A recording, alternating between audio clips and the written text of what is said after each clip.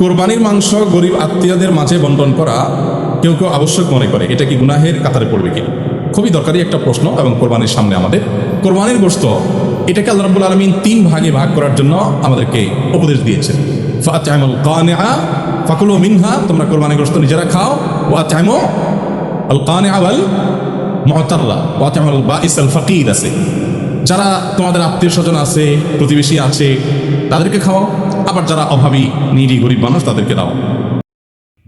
তা আসলে এটা নিয়ে খোলাসাভাবে এর আগে একটা ভিডিও দিয়েছিলাম, কিন্তু তারপরেও অনেকের মাঝে দুয়াশা থাকতে পারে যে 3 ভাগ নিয়ে অথবা আত্মীয় স্বজনকে দেওয়া নিয়ে। হুজুর তো প্রথমে বলছে যে আত্মীয় স্বজনকে দেওয়া, সেটা নিয়ে অনেক সমালোচনা এবং আলোচনা আছে আমাদের দেশে। সেজন্যই আজকের এই ভিডিওটি নিয়ে আসা। তো এই ভিডিওটির সম্পূর্ণ লিঙ্ক আমার ডেসক্রিপশন বক্সে দেওয়া আছে, চাইলে সেখান থেকে দেখে নিতে পারেন। চলুন আর আমি দেরি না করে হুজুরের মুখ থেকে এই বিষয়ে গুরুত্বপূর্ণ বয়ানগুলো শুনি। তার মানে নিজে খাবেন, আত্মীয় স্বজনদের মধ্যে হাতিয়া উপঢৌকন দিবেন, আর গরিব দুঃখীদেরকেও খাওয়াবেন। কিন্তু এই বন্টনটা, এটা কোনো ফরজ বা ওয়াজিব না। এভাবে 3 ভাগে করতে পারলে ভালো, উত্তম। কিন্তু এটা যদি কেউ না করে, তাদের কোনো গুনাহ হবে না। তো এবার বুঝলেন তো যে এটা ফরজও না, ওয়াজিবও না, তবে এটা করতে পারলে ভালো আর কি, কিন্তু করতেই যে হবে এরকম একটা বিষয় না।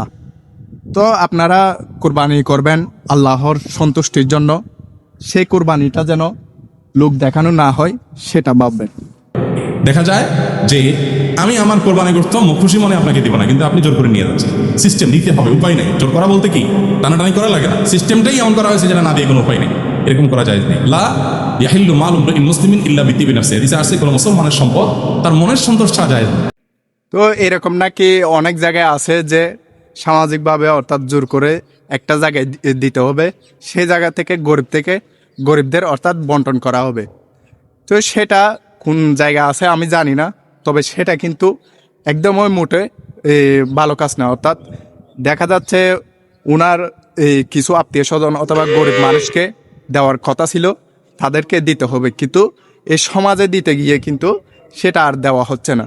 তো তার সন্তুষ্টিতে কিন্তু এই কাজটা হচ্ছে না, সেজন্য এই কাজটা করা অবশ্যই ভালো না।